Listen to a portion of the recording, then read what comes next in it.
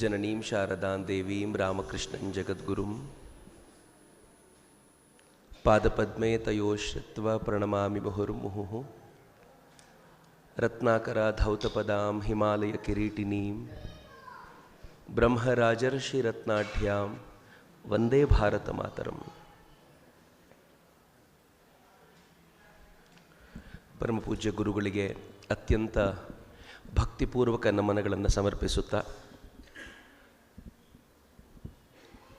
ಮಠದ ಎಲ್ಲ ಸದ್ಭಕ್ತರಿಗೆ ಮತ್ತು ವಿಶೇಷವಾಗಿ ಮಠದ ಶಾಸನ ತಂತ್ರವನ್ನು ನಿರ್ವಹಿಸ್ತಾ ಇರುವ ಎಲ್ಲ ನಾಯಕರಿಗೆ ನಾನು ಹೃತ್ಪೂರ್ವಕವಾದ ನಮಸ್ಕಾರಗಳನ್ನು ಸಮರ್ಪಿಸ್ತೇನೆ. ನಾವು ಕೂಡ ಮಾಡ್ತೀವಿ, ನಾವು ಲೀಡರ್ಸ್ ಮೀಟ್ ಅಂತ ಕರಿತೀವಿ ಅದನ್ನು, ನಾಯಕರುಗಳ ಸಮಾವೇಶವನ್ನು. ಆದರೆ ಗುರುಗಳು ಶಾಸನ ತಂತ್ರ ಅನ್ನುವಂಥ ಒಂದು ಸುಂದರವಾದ ಹೆಸರಿನಡಿಯಲ್ಲಿ ಇದನ್ನೇನು ಸೇರಿಸಿದ್ದಾರೆ, ಭಾಳ ಸುಂದರವಾಗಿರುವಂಥ ಪರಿಕಲ್ಪನೆ. ಒಂದು ದೇಶ ಇರಲಿ, ರಾಜ್ಯ ಇರಲಿ, ಒಂದು ಮಠವೇ ಇರಲಿ, ಅದಕ್ಕೊಂದು ಶಾಸನ ಇರಲೇಬೇಕಲ್ಲ, ಸರಿಯಾಗಿ ಸುಸೂತ್ರವಾಗಿ ನಡ್ಕೊಂಡು ಹೋಗಬೇಕು ಮೊದಲನೇದು. ಎರಡನೇದು, ಸುದೀರ್ಘ ಕಾಲ ನಡೆಯಬೇಕು ಅಂತಂದರೆ ಆ ಸಮಾಜ ಹೇಗಿರಬೇಕು ಅನ್ನೋದರ ಒಂದು ಪರಿಕಲ್ಪನೆಯನ್ನು ಪ್ರತಿಯೊಬ್ಬರು ಕಟ್ಕೋಬೇಕು. ಆ ಒಂದು ಪ್ರಯತ್ನಕ್ಕೆ ಸದ್ಗುರುಗಳ ಮಾರ್ಗದರ್ಶನ ಬಹಳ ಸುಂದರವಾದ್ದು ಅಂತ ನಾನು ಭಾವಿಸ್ತೀನಿ. ನನಗೆ ಸಂಘಟನೆ ಮತ್ತು ಸೇವೆ ಎನ್ನುವ ಕುರಿತಂತೆ ಏನಾದರೂ ಹೇಳ್ಬೋದಾ ಅಂತ ಉದ್ಘಾಟನೆಗೆ ಬರಬೇಕಿತ್ತು, ಆದರೆ ಸಮಾರೋಪದ ಹೊತ್ತಿನಲ್ಲಿ ಬಂದಿದ್ದೀನಿ. ಬಹುಶಃ ಎಲ್ಲ ದೃಷ್ಟಿಯಿಂದಲೂ ಸರಿ ಅಂತ ನಾನು ಭಾವಿಸ್ತೀನಿ. ಸಂಘಟನೆ ಅತ್ಯಂತ ಪ್ರಮುಖವಾದ್ದು, ಅತ್ಯಂತ ಮುಖ್ಯವಾದ್ದು.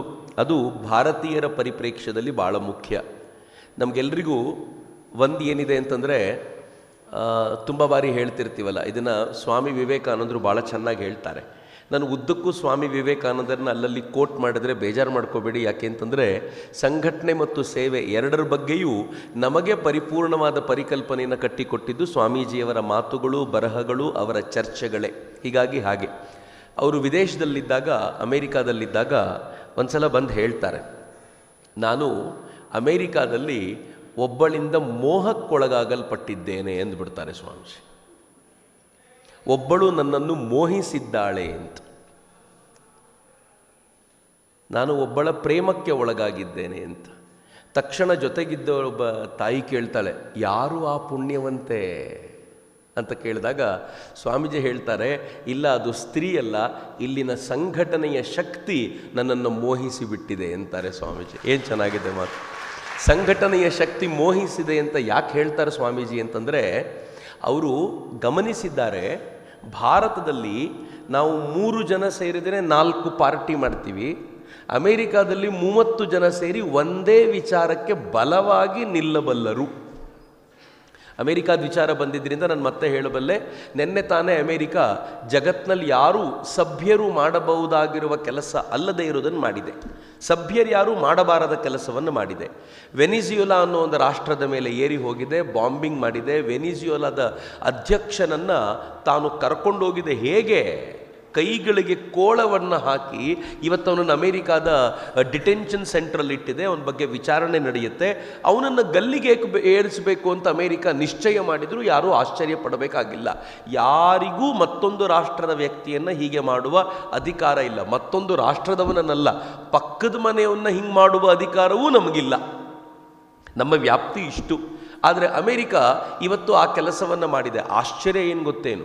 ನೀವು ಅಮೇರಿಕಾದಲ್ಲಿ ಇವತ್ತೇನಾದರೂ ವೋಟಿಂಗ್ ಮಾಡಿದರೆ, ವೋಟಿಂಗ್ ಮಾಡಿ ನಮ್ಮ ಅಮೇರಿಕಾ ಮಾಡಿರೋದು ಸರಿನೋ ತಪ್ಪು ಅಂತ ಕೇಳಿದರೆ, ಅಮೇರಿಕಾದ ಕನಿಷ್ಠ ಪಕ್ಷ 80ರಿಂದ 85% ಜನ ಸರಿಯಾಗಿದೆ ಅಂತ.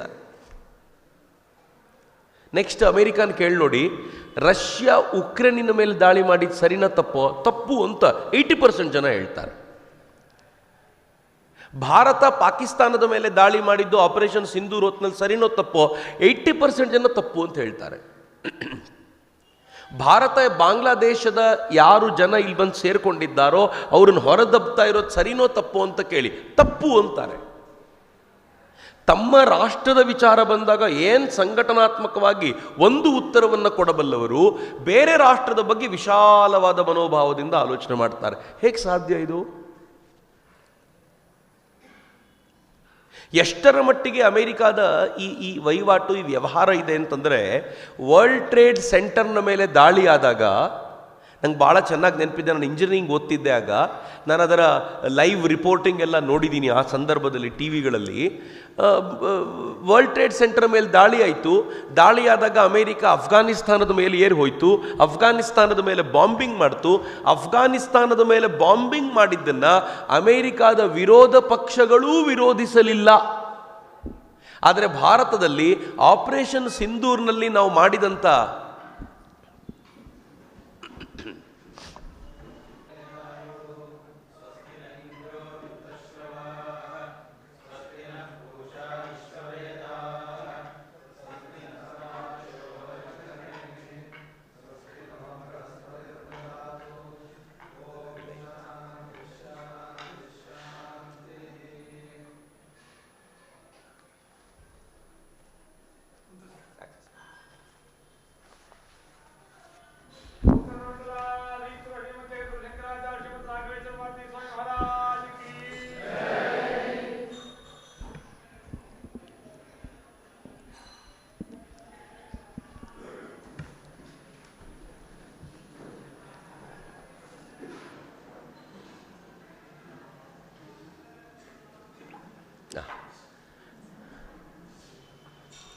ಬಂದಿದ್ದರಿಂದ ವಿಘ್ನ ಆಯ್ತಾ ಅಂತ ಕೇಳಿದರು. ಅವ್ರು ಬಂದಿದ್ದರಿಂದಾಗಿ ಬಹುಶಃ ಇಲ್ಲೇನು ವಿಘ್ನ ಅಲ್ಲ, ಮನಸ್ಸಿನೊಳಗೊಂದು ವಿಘ್ನ ಡೆಫಿನೆಟ್ಲಿ ಆಗುತ್ತೆ. ಯಾಕೆ ಅಂತಂದರೆ ಸ್ವಾಮೀಜಿ ಕೂತ್ಬಿಟ್ರಲ್ಲಪ್ಪ ಈಗ ಅಂತ. ಶಾಸನ ತಂತ್ರದ ಅನುಷ್ಠಾನಕ್ಕೆ ತರುವಂಥವ್ರು ಕೂತ್ರೆ ಭಾಳ ಬೇಜಾರಾಗಲ್ಲ, ಹೇಗೋ ಮ್ಯಾನೇಜ್ ಮಾಡ್ಬೋದು ಅಂತ. ಶಾಸನ ತಂತ್ರವನ್ನೇ ಹೇಳುವಂಥವ್ರು ಕೂತ್ಬಿಟ್ರೆ ಸ್ವಲ್ಪ ಟೆನ್ಷನ್ ಆಗುತ್ತೆ ಅಂತ. ಏನಾದರೂ ಮಾತಾಡಿದ್ರೆ ಕ್ಷಮಿಸಬೇಕು ಸ್ವಾಮೀಜಿ. ನಾನು ವರ್ಲ್ಡ್ ಟ್ರೇಡ್ ಸೆಂಟರ್ನ ಬಗ್ಗೆ ಹೇಳ್ತಿದ್ದೆ. ವರ್ಲ್ಡ್ ಟ್ರೇಡ್ ಸೆಂಟರ್ನ ದಾಳಿಯಾದಾಗ ಇಡೀ ಅಮೇರಿಕಾದ ವಿರೋಧ ಪಕ್ಷಗಳು ಜೊತೆಯಲ್ಲಿ ನಿಂತು ಅಮೇರಿಕಾ ಸರ್ಕಾರ ಮಾಡಿದ್ದು ಸರಿ ಅಂತ ಹೇಳ್ತು. ಅಫ್ಘಾನಿಸ್ತಾನವನ್ನು ಬರ್ಬಾದ್ ಮಾಡಲಿಕ್ಕೆ ಏನು ಬೇಕೋ ಅಷ್ಟು ಮಾಡಿದ್ದನ್ನು ಸಮರ್ಥಿಸಿಕೊಂಡು ಕೋಟ್ಯಂತರ ರೂಪಾಯಿಗಳನ್ನು ಅಲ್ಲಿ ಸುರಿದು. ಉದ್ದೇಶ ಇದ್ದಿದ್ದು ಒಂದೇ ಒಂದು, ಅಮೇರಿಕಾ ಪವರ್ಫುಲ್ ಅಂತ ಜಗತ್ತಿಗೆ ತೋರಿಸ್ಬೇಕು. ಅದನ್ನು ಬಿಟ್ಟರೆ ಮತ್ತೇನೂ ಇರಲಿಲ್ಲ. ಆದರೆ ನಾವು ಪಕ್ಕದ ಆಪರೇಷನ್ ವಿಜಯ್ ಸಿಂಧೂರ್ನಲ್ಲಿ ಅಥವಾ ಸಿಂಧೂರ್ನಲ್ಲಿ ನಾವು ಪಕ್ಕದ ಪಾಕಿಸ್ತಾನದ ಮೇಲೆ ಏರಿ ಹೋಗಿದ್ದನ್ನು ಇವತ್ತಿಗೂ ಪ್ರಶ್ನಿಸ್ತಾರೆ. ಪಾಕಿಸ್ತಾನ ಪ್ರಾಪಗೆಂಡಾ ಮಾಡ್ತು 6 ರಫೇಲ್ಗಳನ್ನು ನಾವು ಹೊಡೆದ್ವಿ ಅಂತ. ಪಾಕಿಸ್ತಾನಕ್ಕೂ ಗೊತ್ತಿತ್ತು ಅದು ಸುಳ್ಳು ಅಂತ. ಒಂದು ರಫೇಲ್ ಕೂಡ ಹೋಗಿದ್ಯಾಗೆ ಅಂತಂದರೆ ಅದು ಹೋಗಿದೆ ಅಂತ ಈಗಲೂ ಗೊತ್ತಿಲ್ಲ. ಆದರೆ ಟೆಕ್ನಿಕಲ್ ಫಾಲ್ಟಿಗೆ ಒಳಗಾಗಿ ಒಂದು ರಫೇಲ್ ಹಾರಲಿಲ್ಲ ಅನ್ನೋದೊಂದು ಬಿಟ್ಟರೆ ಇನ್ಯಾವ ಸಮಸ್ಯೆಯೂ ನಮಗಾಗಲಿಲ್ಲ. ಇವತ್ತು ಇಡೀ ಜಗತ್ತು ಅದನ್ನು ಒಪ್ಪಿಕೊಳ್ಳುತ್ತೆ. ಪರಿಣಾಮ ಇವತ್ತು ರಫೇಲ್ನ ಬೆಲೆ ಜಾಸ್ತಿ ಆಗಿದೆ. JF-17 ಚೀನಾದ ಯಾವ ಏರ್ಕ್ರಾಫ್ಟ್ಗಳಿದ್ದು ಅದ್ರ ಬೆಲೆ ತುಂಬ ಕಡಿಮೆ ಆಗೋಗಿದೆ. ಅದು ಮಾರ್ಕೆಟ್ನಲ್ಲಿ ಅದಕ್ಕೆ ವ್ಯಾಲ್ಯೂ ಇಲ್ದಂತಾಗಿದೆ. ಇವೆಲ್ಲವೂ ಕಣ್ಣಿನ ಮುಂದೆ ಇದ್ದಾಗಲೂ ಕೂಡ ಇವತ್ತು ಕೇಳುವಂಥ ದೊಡ್ಡ ಪ್ರಶ್ನೆ ಏನು ಅಂತಂದರೆ, ಭಾರತ 6 ರಫೇಲ್ಗಳನ್ನು ಕಳ್ಕೊಂಡಿದ್ದು ಹೌದಾ ಅಂತ ನಮ್ಮವರೇ ಕೇಳೋದು. ಇದು ಇವತ್ತಿನ ಪ್ರಶ್ನೆ ಅಲ್ಲ, ವಿವೇಕಾನಂದರ ಕಾಲಘಟ್ಟದಲ್ಲೂ ಇತ್ತು. ಅದಕ್ಕೆ ಸ್ವಾಮಿ ವಿವೇಕಾನಂದರು ಹೇಳಿದರು, ನಾನು ಮೋಹಕ್ಕೊಳಗಾಗಿರೋದು ಯಾರಿಂದ ಅಂತಂದರೆ ಅಮೇರಿಕಾದ ಸಂಘಟನೆಯಿಂದ. ನನ್ನ ದೇಶಕ್ಕೆ ಹೋದ ನಂತರ ಇಂಥದ್ದೊಂದು ಸಂಘಟನೆಯ ಪರಿಕಲ್ಪನೆ ಕಟ್ಟಿಕೊಳ್ಳಬೇಕಾಗಿದೆ ಅಂತ ವಿವೇಕಾನಂದರು ವಾಪಸ್ ಭಾರತಕ್ಕೆ ಬಂದ ನಂತರ ನಮ್ಮ ಸಂಘಟನೆ ಹೇಗಿರಬೇಕು ಅಂತ ಆಲೋಚನೆ ಮಾಡಿ ಹೇಳಿದ್ರಲ್ಲ. ಹೇಗಿರಬೇಕು ಅಂತಂದರೆ ಹೊಸ ಪೀಳಿಗೆಯ ನಾಯಕರನ್ನು ಸೃಜಿಸಬೇಕು. ಸ್ವಾಮೀಜಿಯವರ ಕಲ್ಪನೆ ಶಾಸನ ತಂತ್ರದ ಪ್ರತಿಯೊಬ್ಬ ನಾಯಕರಿಗೂ, ನಾನು ಪ್ರತಿಯೊಬ್ಬರನ್ನು ನಾಯಕರು ಅಂತ ಭಾವಿಸ್ತಾನೆ, ಅವರವರ ಕ್ಷೇತ್ರದ ಲೀಡರ್ಗಳಾಗಿರೋದ್ರಿಂದ ಲೀಡರ್ಗಳು ಅಂತ ಭಾವಿಸುವ ಪ್ರತಿಯೊಬ್ಬರಿಗೂ ನಾನು ಕೇಳ್ಕೊಳ್ಳೋದು, ಸ್ವಾಮಿ ವಿವೇಕಾನಂದರ ಆದರ್ಶದ ಪರಿಕಲ್ಪನೆ ಇತ್ತು. ಹೆಂಗಿರಬೇಕು ಲೀಡರ್ಗಳು ಅಂತ ಕೇಳಿದರೆ ಆ ಆದರ್ಶಕ್ಕೆ ತಕ್ಕಂತೆ ಅವ್ರು ಹೇಳೋರು. ಇವ್ರು ಹೇಗಿರಬೇಕು ಅಂತಂದರೆ, ಈಗ ಇವರು ಧ್ಯಾನಕ್ಕೆ ಕೂತ್ಕೊಳ್ಳಿ ಅಂತಂದರೆ 1 ಗಂಟೆ ಮೈ ಮರೆತು ಧ್ಯಾನಕ್ಕೆ ಹೋಗಬೇಕು. ಧ್ಯಾನದ ನಡುವೆ ಅಲಗಾಡಿಸಿ ಎಬ್ಬಿಸಿ ತೋಟದಲ್ಲಿ ಸ್ವಲ್ಪ ಕೆಲಸ ಮಾಡೋದಿದೆ ಬಾ ಅಂತ ಹೇಳಿದರೆ ತೋಟದಲ್ಲಿ ಮೈ ಮುರಿದು ದುಡಿಬೇಕು. ದುಡಿತಾ ಇರೋನ್ನ ಸಾಕು ದುಡಿದಿದ್ದು, ಬೆಳೆ ಬಂದಿರೋದಿದೆಯಲ್ಲ ಮಾರಾಟ ಮಾಡ್ಕೊಂಡು ಬಾ ಅಂತ ಹೇಳಿದರೆ ಮಾರಾಟ ಮಾಡಲಿಕ್ಕೆ ಹೋಗಬೇಕು. ಮಾರಾಟ ಮಾಡ್ತಾ ಇರೋನ್ನ ಮಧ್ಯದಲ್ಲಿ ಅಡ್ಡ ಹಾಕಿ ಬಾ ಈಗೊಂದು ಪ್ರವಚನ ಮಾಡಬೇಕು, ಭಗವದ್ಗೀತೆ ಮೇಲೆ 1 ಗಂಟೆ ಮಾತಾಡು ಅಂದರೆ ಮಾತಾಡ್ಲಿಕ್ಕೆ ರೆಡಿ ಆಗಬೇಕು ಅಂತ. ಏನು ಸ್ವಾಮೀಜಿಯವರ ಅಗಾಧವಾಗಿರುವಂಥ ಚಿಂತನೆ ಇತ್ತಲ್ಲ. ಒಬ್ಬ ವ್ಯಕ್ತಿ ಪರಿಪೂರ್ಣವಾಗಿ ಎಲ್ಲದರಲ್ಲೂ ಸಮರ್ಥವಾಗಿ ದುಡಿಯುವಂತಿರಬೇಕು. ಹಾಗಿದ್ದಾಗ ಅವನನ್ನು ಈ ಕೆಲಸಕ್ಕೆ ಯೋಗ್ಯನಾಗಿರುವಂಥ ವ್ಯಕ್ತಿ ಅಂತ ಕರಿಬೋದು ಅಂತ ಸ್ವಾಮೀಜಿ ಹೇಳೋದು. ಹೀಗಾಗಿ ನಾನು ಪರಿಪೂರ್ಣನಾಗಿದ್ದೀನಿ ಅಂತ ಯಾವತ್ತು ನಿಮ್ಗೆ ಅನಿಸುತ್ತೋ, ನನಗನ್ಸುತ್ತೋ ಅಥವಾ ನಮ್ಮೆಲ್ಲರಿಗೂ ಅನಿಸುತ್ತೋ ಅವತ್ತೇ ಈ ಚೌಕಟ್ಟನ್ನು ನಮ್ಗೆ ಹಾಕ್ಕೊಂಡಿರೋದನ್ನೊಂದ್ಸಲ ನೋಡಿ ಇನ್ಯಾವುದು ಜಾಗ ಖಾಲಿ ಇದೆ ಅಂತ ಹುಡುಕಬೇಕಾದಂಥ ಅವಶ್ಯಕತೆ ಇದೆ ಅಂತ ನನಗೆ ಯಾವಾಗಲೂ ಅನ್ನಿಸ್ತಿರುತ್ತೆ. ಹೀಗಾಗಿ ಪರಿಪೂರ್ಣತೆಯ ಪರಿಕಲ್ಪನೆ ಇರದೇ ಇಲ್ಲ ಅಂತ. ಪ್ರತಿಯೊಬ್ಬ ನಾಯಕನಿಗೂ ಕೂಡ ನಾನು ಪರಿಪೂರ್ಣ ಎನ್ನುವ ಭಾವನೆ ಬರಲಿಲ್ಲ ಅಂತಂದರೆ ಅವನು ಇನ್ನೂ ಹೆಚ್ಚಿನ ಕೆಲಸ ಮಾಡಬಲ್ಲ. ಇಲ್ಲದೆ ಹೋದರೆ ಸಮಸ್ಯೆ ಏನಾಗುತ್ತೆ ಅಂತಂದರೆ, ನನಗಿಂತ ಪರಿಪೂರ್ಣ ಯಾರಿರ್ಬೋದು ಅಂತ ಹುಡುಕಾಟ ಮಾಡ್ತಾ ಮಾಡ್ತಾ ಅಲ್ಲೊಂದು ದ್ವೇಷ ಶುರುವಾಗುತ್ತಲ್ಲ. ಪ್ರತಿಯೊಂದು ಸಂಘಟನೆಗೆ ಮೇಜರ್ ಹೊಡೆತ ಬೀಳೋದೇ ಅಲ್ಲಿ. ಸ್ವಾಮಿ ವಿವೇಕಾನಂದರು ಈ ಪರಿಕಲ್ಪನೆಯನ್ನು ತುಂಬ ಸುಂದರವಾಗಿ ಕಟ್ಟಿಕೊಟ್ಟಿದ್ರು. ಹೀಗಾಗಿ ಒಂದು ಸಂಘಟನೆ ಬಲವಾಗಿ ಬೆಳೀಲಿಕ್ಕೆ ಸಾಧ್ಯವಾಯಿತು ಅಂತ. ಇವತ್ತು ರಾಮಕೃಷ್ಣ ಮಿಷನ್ ವರ್ಲ್ಡ್ ವೈಡ್ ಇದೆಯಲ್ಲ, ಆ ವರ್ಲ್ಡ್ ವೈಡ್ ಇರುವಂಥ ಮಿಷನ್ನ ಮೊದಲ ಬೀಜವನ್ನು ಸ್ವಾಮಿ ವಿವೇಕಾನಂದರು ಅಮೆರಿಕಾದಲ್ಲಿ ತಮ್ಮ ಕಲ್ಪನೆಯಲ್ಲಿ ಕಟ್ಟಿಕೊಂಡಿದ್ದು ಇವತ್ತು ಹೀಗೆ ಬೆಳೆದು ನಿಲ್ಲಲಿಕ್ಕೆ ಸಾಧ್ಯ ಆಯಿತು ಅಂತ. ಎರಡನೇದು, ಸ್ವಾಮಿ ವಿವೇಕಾನಂದರು ಸೇವೆಯ ಬಗ್ಗೆ ತುಂಬ ಮಾತಾಡಿದರು. ಇವತ್ತು ನಂದು ಎರಡೂ ಟಾಪಿಕ್ ಅದೇ. ಸ್ವಾಮಿ ವಿವೇಕಾನಂದರಿಗೆ ಕೇಳಲಾಯಿತು, ಭಾರತದ ಆದರ್ಶ ಏನು? ಸ್ವಾಮಿ ವಿವೇಕಾನಂದರು ಹೇಳಿದರು, ಎರಡೇ ಭಾರತಕ್ಕೆ ಆದರ್ಶ, ಒಂದು ತ್ಯಾಗ ಮತ್ತೊಂದು ಸೇವೆ ಅಂತ. ನನಗೆ ಈ ಪ್ರಶ್ನೆ ಯಾವಾಗಲೂ ಕಾಡತ್ತೆ, ಹೇಗೆ ಸ್ವಾಮೀಜಿ ಇದನ್ನು ಈ ಅರ್ಥಕ್ಕೆ ತಂದು ನಿಲ್ಲಿಸಿದರು? ತ್ಯಾಗ ಮತ್ತು ಸೇವೆ ಇವೆರಡು ಭಾರತದ ಟ್ವಿನ್ ಐಡಿಯಲ್ಸ್ ಅಂತ ಸ್ವಾಮೀಜಿ ಯಾವಾಗಲೂ ಹೇಳ್ತಾರೆ. ಹೇಗೆ ತ್ಯಾಗ ಅತ್ಯಂತ ಶ್ರೇಷ್ಠವಾದ ಆದರ್ಶ, ಹೇಗೆ ಸೇವೆ ಅದಕ್ಕೆ ಸಂವಾದಿಯಾಗುವಂಥ ಮತ್ತೊಂದು ಶ್ರೇಷ್ಠ ಆದರ್ಶ ಅಂತ ನನಗೆ ಯಾವಾಗಲೂ ಅನ್ನಿಸುವಾಗ ಸುಮ್ಮನೆ ಅನಿಸೋದು, ಈ ಕಮ್ಯುನಿಸ್ಟರು ಬರ್ತಾರೆ, ಅವರು ಒಂದು ಒಳ್ಳೆಯ ಆರ್ಡರ್ನ, ಲೈಫ್ ಆರ್ಡರ್ನ, ಒಂದು ಒಳ್ಳೆಯ ರಾಷ್ಟ್ರವನ್ನು ಕಟ್ಟಬೇಕು ಅಂದರೆ ಏನು ಮಾಡಬೇಕು ಅಂತ ಕೇಳಿದರೆ ಶ್ರೀಮಂತರ ದುಡ್ಡನ್ನೆಲ್ಲ ತೆಗೆದು ಬಡವರಿಗೆ ಹಂಚಬೇಕು ಅಂತಾರೆ. ಆದರೆ ದುರದೃಷ್ಟ ಏನು ಗೊತ್ತಾ, ಇದರಲ್ಲಿ ಬಡವರಿಗೆ ಮತ್ತೆ ದುಡ್ಡು ಗಳಿಸೋದು ಗೊತ್ತಿಲ್ಲ, ತಗೊಂಡೋಗಿ ಮತ್ತೆ ಶ್ರೀಮಂತರ ಹತ್ರನೇ ಕೊಡೋದವರು. ಶ್ರೀಮಂತ ಮತ್ತೆ ಶ್ರೀಮಂತ ಆಗೋದೇ ಇನ್ನೆರಡು ವರ್ಷ ಬಿಟ್ಟು. ಆ ಶ್ರೀಮಂತ ಆದವನ ಹತ್ರ ಮತ್ತೆ ದುಡ್ಡನ್ನು ಕಸಿಯೋದು, ಬಡವರಿಗೆ ಹಂಚೋದು, ಇದು ಬಿಟ್ಟರೆ ಮತ್ತೇನು ಐಡಿಯಾನೇ ಇಲ್ಲ. ಆದರೆ ತ್ಯಾಗ ಮತ್ತು ಸೇವೆಯ ಲಾಭ ಏನು ಅಂತಂದರೆ ಕಮ್ಯುನಿಸ್ಟ್ರಿಗೆ ಅರ್ಥನೇ ಆಗಲಿಲ್ಲ. ಅರ್ಥ ಆದರೆ ಅವರು ಕೂಡ ಅದನ್ನು ಹೇಳ್ತಿರಲಿಲ್ಲ. ತ್ಯಾಗ ಮತ್ತು ಸೇವೆ ಹೇಗೆ? ಯಾರು ಸಿರಿವಂತನಿದ್ದಾನೋ, ತುಂಬ ದೊಡ್ಡ ದುಡ್ಡು ಸಂಪಾದಿಸಿದ ಶ್ರೀಮಂತನಿದ್ದಾನೋ ಅವನು ತ್ಯಾಗಿಯಾಗಬೇಕು. ತ್ಯಾಗಿ ಹೇಗಾಗಬೇಕು? ನಾನು ನನ್ನದೆಲ್ಲವನ್ನು ತ್ಯಾಗ ಮಾಡ್ತೀನಿ ಅಂತ ಒಂದು ಹಂತದಲ್ಲಿ ನಿಶ್ಚಯ ಮಾಡಬೇಕು. ನಿಶ್ಚಯ ಮಾಡಿದ ನಂತರ ಏನು ಮಾಡ್ತಾನೆ? ಇದ್ದಿದ್ದೆಲ್ಲವನ್ನು ಕಿತ್ಕೊಳ್ಬೇಕಾಗಲಿಲ್ಲ, ಅವನೇ ಹಂಚಲಿಕ್ಕೆ ಸಿದ್ಧವಾಗ್ತಾನೆ. ಎಷ್ಟು ಚೆನ್ನಾಗಿದೆ ನೋಡಿ. ಕಿತ್ಕೊಳ್ಳೋದು ಬೇರೆ, ಹಂಚೋದು ಬೇರೆ. ಎರಡನೇದೇನು? ಹಂಚುವಾಗ ಒಂದು ದುರಹಂಕಾರ ಇರುತ್ತೆ, ನಾನು ಹಂಚ್ತಿದ್ದೀನಿ ಅಂತ. ಅವರೇ ಹೇಳ್ತಾರೆ ಒಂದು ಕಡೆ, ನನಗೆ ಯಾವಾಗಲೂ ತುಂಬ ಕಾಡುವಂಥ ಪ್ರಶ್ನೆ ಆಗಿತ್ತದು. ಅವ್ರು ಹೇಳ್ತಾರೆ, ಯಾರಿಗಾದರೂ ಕೊಡುವಾಗ ನಾನು ಕೊಡ್ತಾ ಇದ್ದೀನಿ ಅಂತ ಕೊಡಬೇಡ, ಸ್ವೀಕರಿಸಲಿಕ್ಕೆ ಭಗವಂತ ಒಬ್ಬನನ್ನು ಕೊಟ್ಟನಲ್ಲ ಅನ್ನುವ ದಯಾಭಾವದಿಂದ ಕೊಡು ಅಂತ. ಚಪ್ಪಾಳೆ ಹೊಡೆದವರೆಲ್ಲ ಒಂದ್ಸಲ ನನಗೆ ಹೇಳಿ, ಏನಿದೆ ಅದರಲ್ಲಿ ಮಹಾ?